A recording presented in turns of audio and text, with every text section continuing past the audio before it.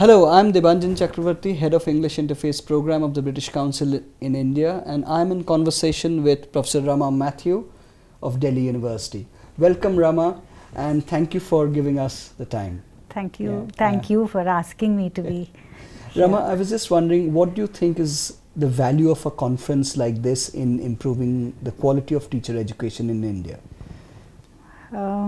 It's enormous. The potential is enormous, and then I can see here when we have gathered here, I believe 1,200, or I don't know what the number is.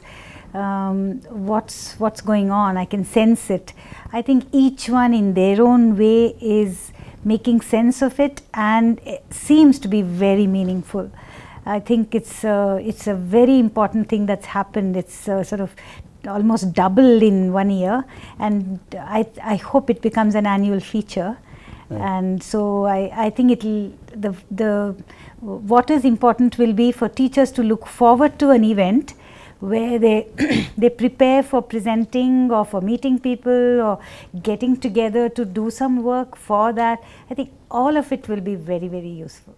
So beyond just the academic sessions, you think that there is an element of continuing professional development going on through a conference like this? A lot of it. Yeah. In fact, the discussions on CPD themselves are contributing and giving a direction to this notion called CPD, which I think will have to be endorsed and clarified more and more, because I do sense a little bit of uncertainty or the kind of lack of clarity about what this means. So that we'll need to work on. Could you expand on a little bit on that? Yeah. What do you mean by this confusion or lack of clarity around CPD? For example, the CPD is a very important term. Each word in it. Yeah. But then when people equate it with in-service programs or a kind of a professional program, that not even professional, a program, teacher training program, right, that they attend, including their pre-service, right, and so on, then there is a little problem there. Right. They all see it as they have to attend more and more programs in order to be there in the profession. So many right people, in fact, in this morning's discussion, right, they were talking about how to keep up to date in your knowledge, right, and that kind right of a thing. There's nothing wrong in that. One has to, but then that is not all of CPD.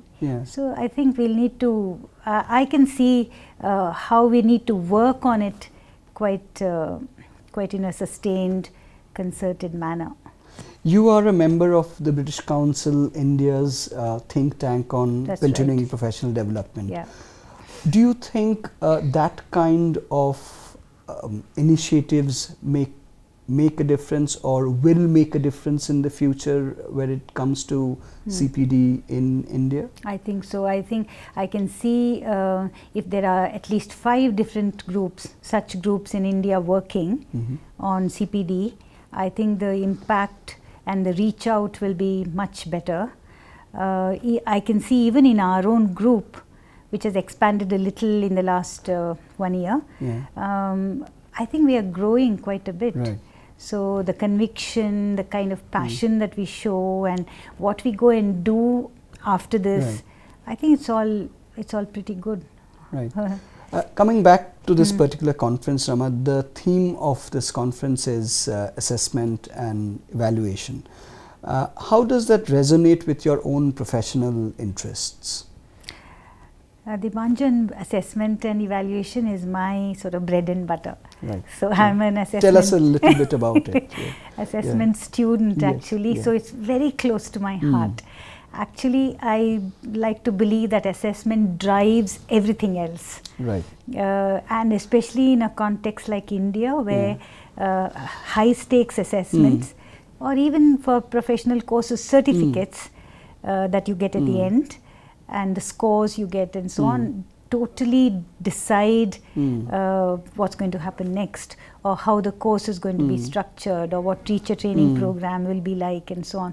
So it plays a very, very major role in all other aspects, in influencing all other aspects of the curriculum, including teacher training. So we need to really make that robust. a good one. For me, CCE is not the answer. It's not done it well. So we seem to have taken shortcuts to so-called very innovative ideas, and somewhere we have failed very badly in bringing about the change we wish to see. Intention seems to be good, but what we do to put it in place is all gone, is all wrong. Do you see hope? Do you see light at the end of the tunnel? I do, of course I do, and I almost know in my sort of blood what we should be doing. Of course we should get together like this and have very intensive discussion and understanding, go back and read and get together in groups. I think we all need groups to work with. We should also influence important bodies like the curriculum, exam NCTE boards and then NCTE, of course, because we are so good at policies, because if you see all our policies, including NCF, all the right things have been said. So nothing is left. The right things are not being done.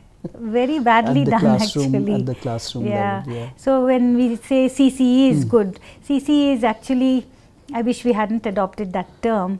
It's formative assessment, but teachers don't know what is formative assessment. But they are doing what CCE. Is summative assessment? But they are supposed to. Can you tell us a little bit in nutshell what is formative assessment and what's summative assessment? Formative assessment is where you support learning. You are doing assessment for learning. And summative is where you are assessing learning. So it's assessment of learning. So the shift is very clearly for and off. And therefore, as a formative is... So one is during learning and one is after learning. So during is when we need to really help the student and ourselves about how to do it very well. So this monitoring progress, monitoring learning progress is an extremely crucial factor. But if assessments, summative assessments are so high stakes that we do in the name of formative assessment, several summative assessments, mini summative assessments, that's no way to do it. That's what is that what's happening in the name of CCE in India? A series of mini summative assessments. That's what we always did, unit tests and half yearly exams and 5% for this and 6% for that. But it's also another thing that's come up now. CCE has brought in so-called non-scholastic or co-scholastic areas like attitudes and leadership quality and team spirit and so on. You name it and it's all taken care of. So teachers are very busy ticking off on hundreds of forms that they have to fill up. So teachers have told me, oh, it's not a problem. I just take it home at the end of the year and fill it all up overnight. So, but what is the solution? How do you crack this? I think you need to really make time for this. It's not so easy to do detailed formative assessment. It's time consuming, and of course ability to do it. So you need to equip the teacher to do it well. You also need to, provide time. So when you say no, so many hours of teaching you need to do a day, and then testing is not, assessment is not included in it at all that they have to do is take it home and fill it up. So there is a big problem there. I think teaching, teaching load, I think will have to be redefined. Teaching seems to be, you go to a class, you engage with the students, you are there with them and you are teaching. Assessment is separate. You give a test and marking is your own headache. So there is a big problem there. Thank you so much for giving your time to us, Rama. We were speaking to Rama Mathew of Delhi University. She is also a member of our CPD think tank that British Council India has constituted in the last year, and we are heading for a publication in November on CPD. So good luck on that. Thanks very much.